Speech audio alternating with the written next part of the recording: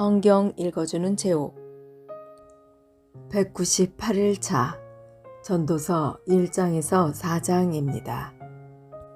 제1장 다윗의 아들로 예루살렘에서 이스라엘의 왕으로 있었던 설교자가 한 말입니다. 설교자가 말합니다. 인생은 정말 허무하고 허무하다. 세상 만사가 너무 허무하다. 사람이 해 아래서 일하는 모든 수고가 무슨 유익이 있는가? 한 세대가 가고 다른 세대가 오지만 땅은 영원히 변하지 않는다. 해는 떴다가 지고 다시 떠오르기 위해 그 떴던 곳으로 급히 돌아가는구나. 바람은 남쪽으로 분다 싶더니 다시 북쪽으로 향하고 다시 이리저리 돌아 제자리로 돌아간다.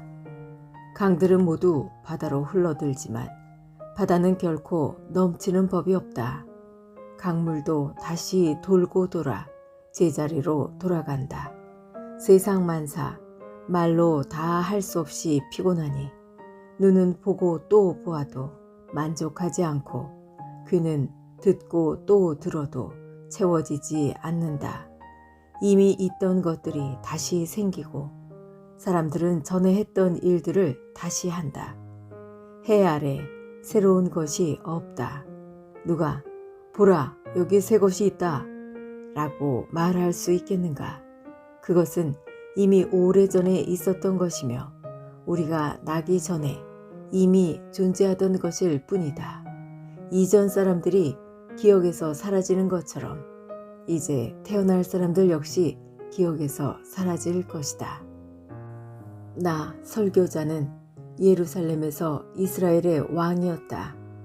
나는 하늘 아래서 일어나는 모든 일들을 지혜로서 연구하고 깊이 생각하기로 작정했다. 하나님께서 사람들에게 얼마나 무거운 짐을 지워주셨는지 알게 되니 괴로웠다. 내가 해 아래서 되어지는 모든 일들을 살펴보니 그 모두가 마치 바람을 잡으려고 하는 것처럼 허무하였다. 구부러진 것을 곧게 할 수 없고 부족한 것은 너무 많아서 헤아릴 수가 없다. 나는 스스로 말하였다. 예루살렘에서 왕 노릇한 사람 치고 나보다 지혜와 지식을 크게 깨친 자는 없을 것이다. 나는 지혜가 무엇이며 미친 짓과 어리석음이 무엇인지를 알고자 생각해 보았으나 이건 역시 바람을 잡는 일과 같다는 결론을 내렸다. 지혜가 많으면 괴로움도 많고 지식을 쌓으면 그만큼 고통도 늘어난다. 제2장 나는 스스로 말하였다. 이제 내가 시험적으로 마음껏 즐기리니 쾌락이 무엇인지 알아보자. 그러나 그건 역시 허무한 일일 뿐이었다. 내가 웃음을 생각해 보니 그것도 미친 짓이었다. 즐기는 것에서 무슨 보람을 얻을 수 있겠는가? 이번에는 내 마음으로는 여전히 지혜를 찾으면서 술을 잔뜩 마셔보기로 했다. 나는 사람이 하늘 아래서 잠시 사는 동안 무엇이 정말 보람된 일인지를 알아보기 원했던 것이다. 나는 큰 사업들을 이루었다. 대궐들을 건축하고 포도원도 만들었다. 나를 위해 동산과 공원을 만들고 그 안에 온갖 과일나무를 심었으며 심은 나무들이 푸른 숲을 이루도록 연못을 파서 물을 대었다. 남종과 여종을 샀고 집에서 태어난 종들도 있었다. 소떼와 양떼도 예루살렘에 살았던 그 누구보다도 많았다. 금은 보화, 왕의 보물들, 그리고 여러 지방의 진귀한 물건들을 대량으로 모아들였다. 남녀 가수들은 물론 남자들이 좋아하는 첩도 많이 두었다. 나는 전에 있던 예루살렘의 그 누구보다도 위대하게 되었고 지혜도 늘 나와 함께 있었다. 나는 내 눈이 원하는 것이라면 무엇이든 거절하지 않았다. 그 어떤 쾌락도 사양하지 않았다. 나는 이 모든 일들로 인하여 기쁨을 누렸고 이것은 내 모든 수고의 보상이었다. 그런데 내 손이 한 일과 노력한 수고를 돌이켜보니 모든 것이 바람을 잡는 것처럼 허무했다. 해 아래서 도대체 무슨 보람을 얻겠는가? 나는 다시 지혜와 미친짓, 우둔함이 무엇인지 깨치려고 작정했으나 왕위를 계승하는 자는 이미 되어진 일 외에는 달리 어떤 일도 하지 않는다는 것을 알았다. 빛이 어둠보다 나은 것과 같이 지혜가 우둔함보다 낫다. 현명한 사람은 자기 앞을 보고 어리석은 사람은 어둠 가운데서 살지만 내가 깨닫고 보니 둘 다 결국은 같은 운명이었다.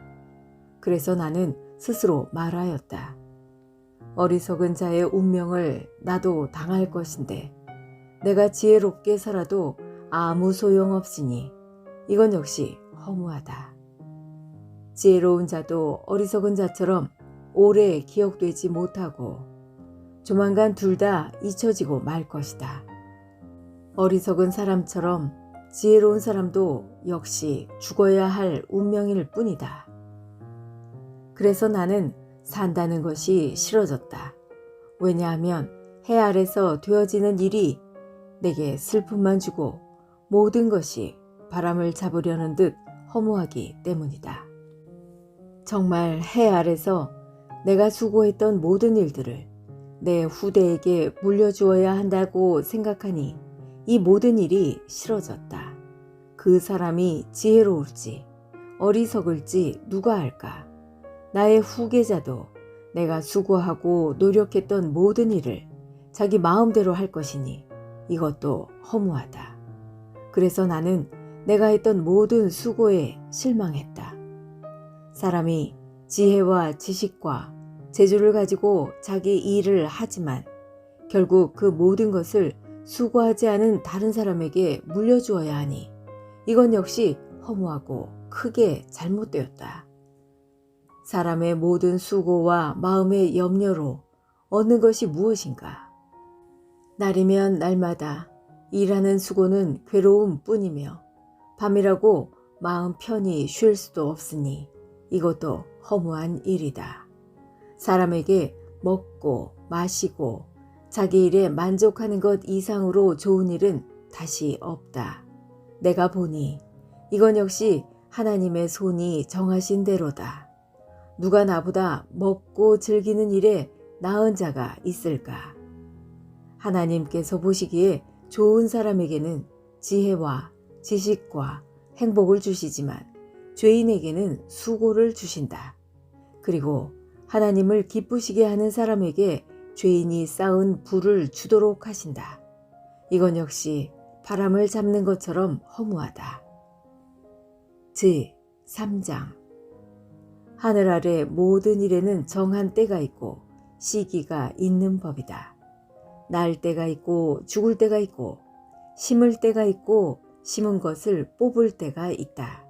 죽일 때가 있고 고칠 때가 있고 허물 때가 있고 건축할 때가 있다.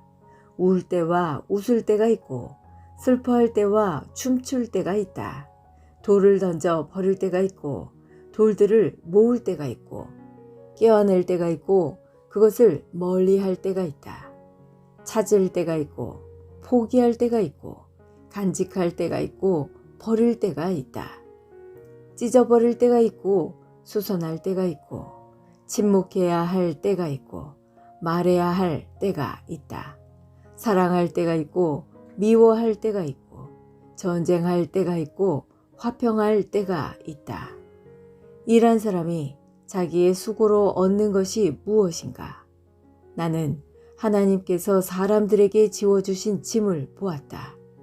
하나님은 모든 것을 제때에 아름답게 지으셨고 사람의 마음에 영혼의 감각을 주셨지만 하나님께서 처음부터 마지막까지 행하실 일은 다 깨달을 수가 없다. 내가 알기에 살아생전에 행복하고 선을 행하는 일보다 더 좋은 일은 없다. 이처럼 하나님의 선물은 사람마다 먹고 마시고 자기의 수고에서 만족을 느끼는 것이다. 하나님께서 무엇을 하시든지 그것은 영원하다. 그것에 아무것도 더하거나 뺄 수가 없으니 하나님께서 그렇게 하신 것은 사람들이 그분을 경외하도록 하기 위함이다. 지금 있는 것은 이전에도 있었고 장차 있게 될 것도 이미 있었던 것이다. 하나님은 지난 것을 다시 찾으신다. 다시 해 아래서 살펴보니 공의가 있어야 할 자리에 불의가 있고 정의가 있어야 할 자리에 악이 있었다. 나는 혼자 이런 생각을 하였다. 하나님은 의인과 악인 모두를 심판하실 것이다. 왜냐하면 모든 일과 모든 활동에 때가 있기 때문이다. 나는 사람에 관하여 스스로 말하였다. 사람이 짐승과 마찬가지라는 사실을 깨닫도록 하나님은 사람을 시험하신다. 사람의 운명과 짐승의 운명은 비슷하다. 사람이 죽는 것처럼 짐승도 죽으므로 사람이나 짐승이나 호흡은 동일하다.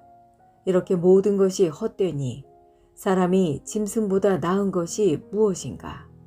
모두가 흙에서 와서 흙으로 돌아가듯 다 같은 곳으로 돌아간다.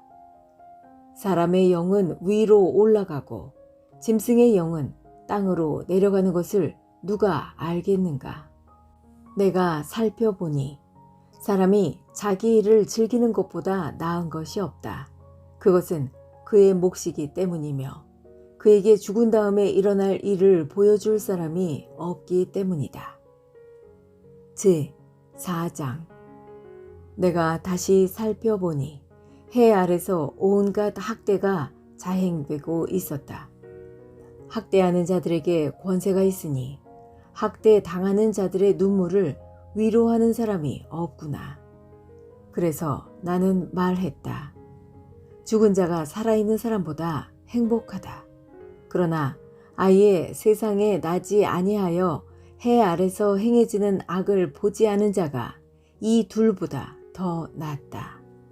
또 살펴보니 모든 수고와 성취는 이웃에 대한 시기심에서 발생하였다.